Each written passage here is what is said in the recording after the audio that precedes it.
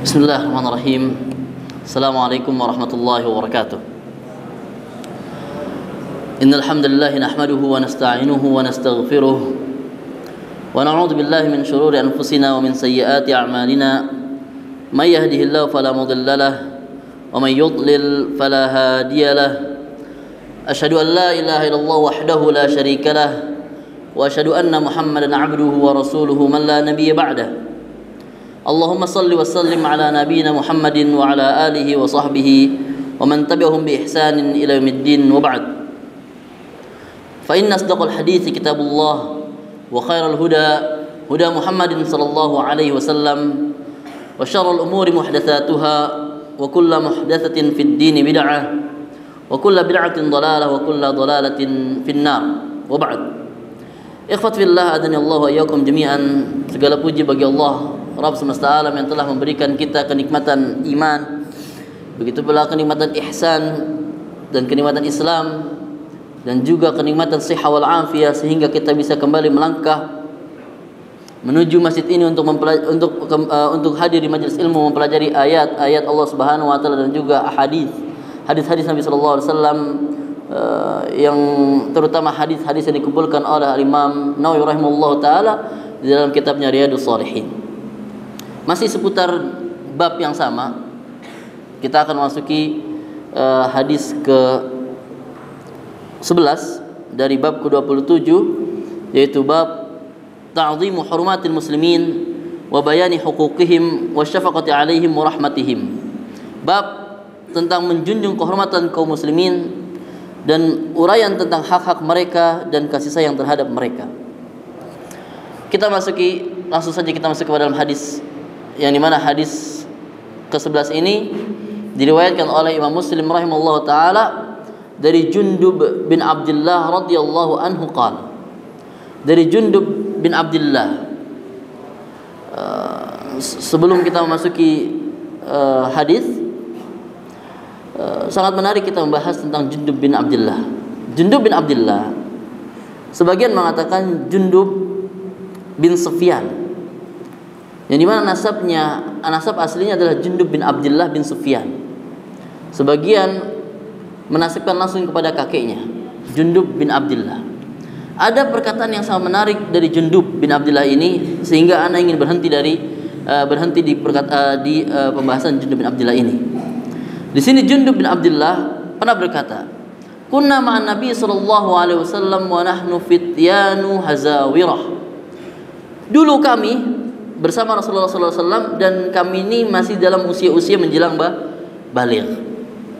Perkataan yang menarik dari Jundub bin Abdullah adalah, "Fata'allamnal imana qabla an nata'allamal Qur'an." Dulu kita mempelajari iman dulu sebelum kita mempelajari Al-Qur'an. Jadi hal yang paling agung kebutuhannya adalah memperkokoh keimanan kita terlebih dahulu sebelum kita memasuki ayat ahkam atau mempelajari ilmu-ilmu yang lainnya. Akidah adalah dasar dari segala ilmu. Makanya sebagian menamakan ilmu akidah adalah ilmu usul, ilmu dasar untuk kita menjadi bekal. Perhatikan selanjutnya. Summa ta'allamnal Qur'ana fazdadna bihil imana. Masyaallah. Kemudian kita mempelajari Al-Quran dan semakin bertambah lagi keimanan kita. Jadi hal yang paling mendasar dan paling pokok adalah kita mengkokohkan akidah. Banyak sekarang kondisinya, Allah musta'an, dai ataupun ustadz menganggap atau menyampingkan masalah-masalah ini. La haula wala quwwata illa billah. Penting bagi kita. Hal yang paling mendasar adalah akidah. Karena dari akidah, memahami akidah akan tumbuh pada diri kita rasa khasyatullah, rasa takut kepada Allah Subhanahu wa taala, yang ini menjadi dorongan terkuat kita untuk melakukan amalan soleh.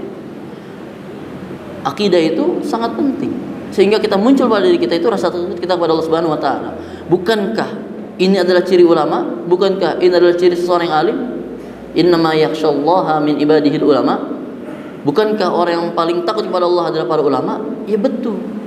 Karena akidah itu yang membangun kita, menumbuhkan kita rasa khasyatullah kepada Allah Subhanahu, rasa takut kita pada Allah Subhanahu wa taala, sehingga terdorong kita untuk beribadah. Dan beribadah kita tidak bisa mengamalkannya kecuali dengan belajar lagi.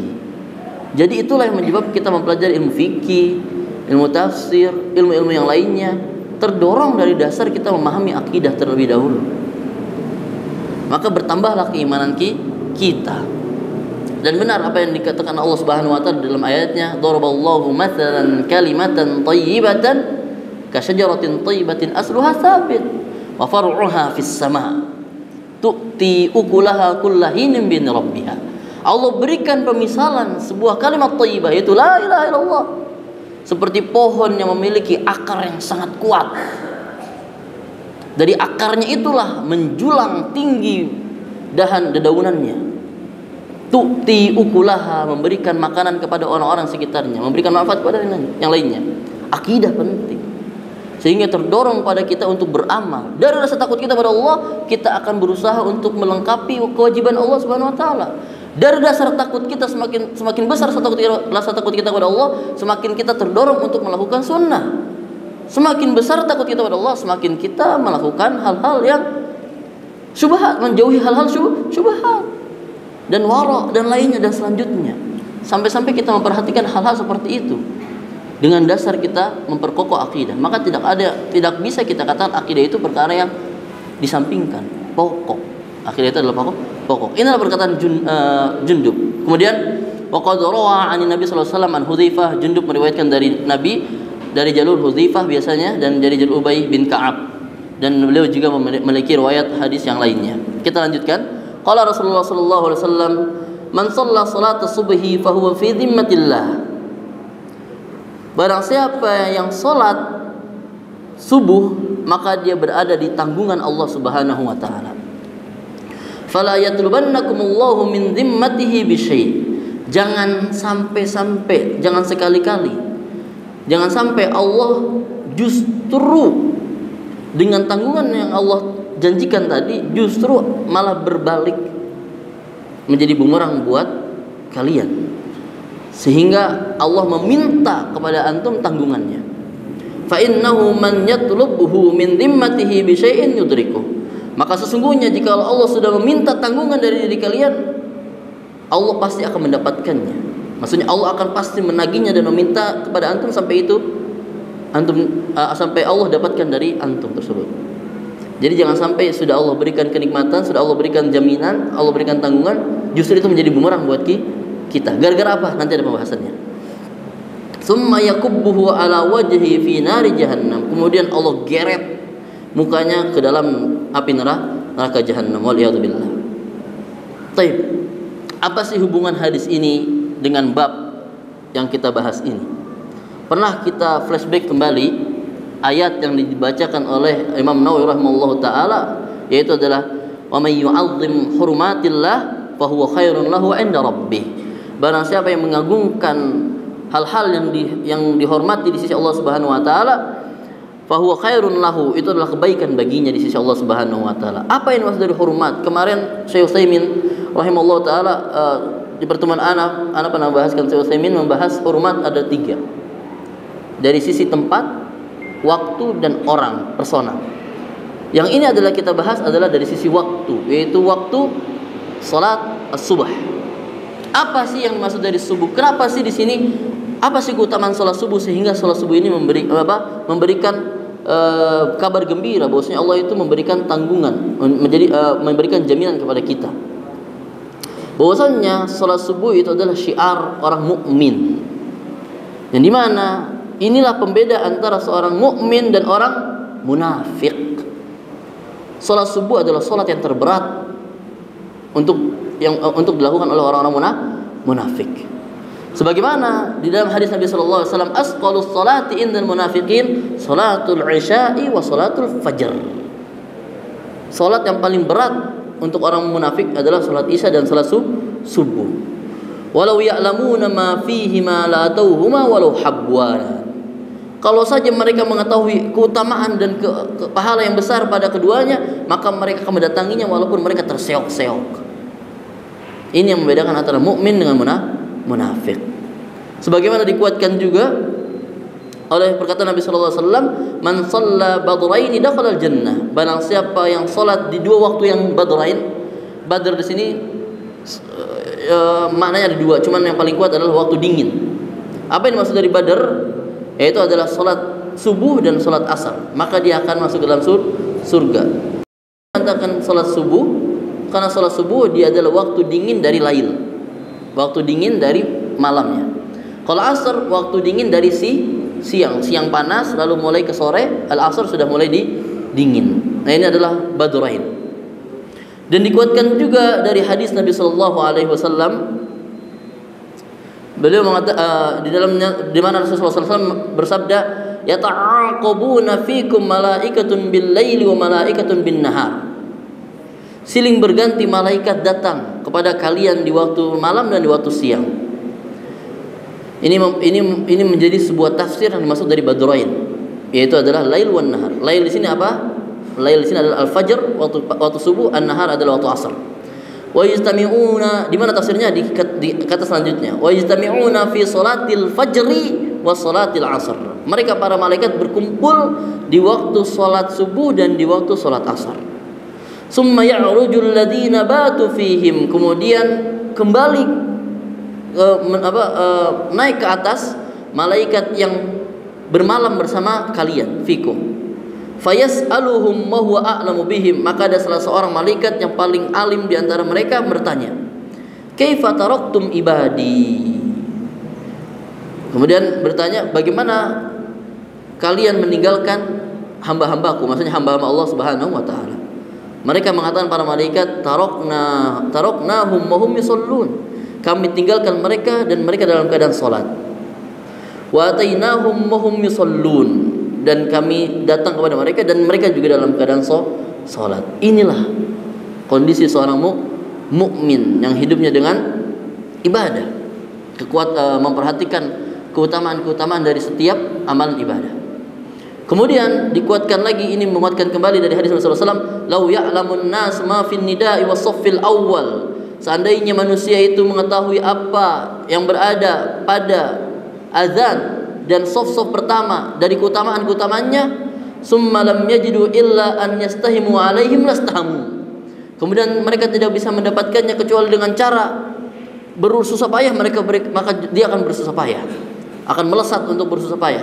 Walau ya'lamu ma fi tahjiri lastabaqu ilaihi. Kalau mereka law ya'lamuna ma fi tahjiri lastabaqu ilaihi. Walau ya'lamuna ma fil atamati was subhi la tauhuma walau habwa.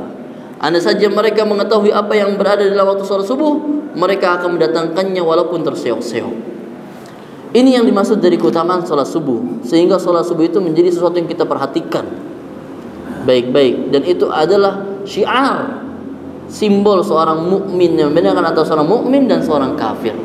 Maka dari sini, dari hadis ini sebagian ulama mengatakan ini adalah penjelasan alasan kenapa salat subuh itu memiliki keutamaan.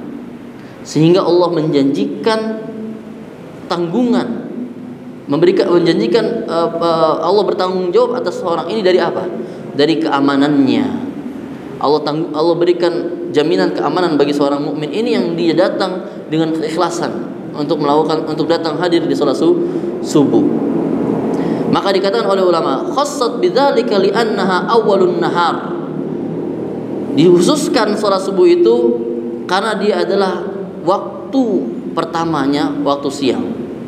Wa huwa waktu ibtida'i intisharin nas. Dia adalah awal waktu permulaan orang-orang mulai keluar dari rumahnya. Fi hawaijihim, untuk mendapatkan apa-apa yang dibutuhkan di luar rumah. Dan sebagian mengatakan, At-Tibi mengatakan khussat salat subuh. Salat subuh dikhususkan di dalam penyebutan ini.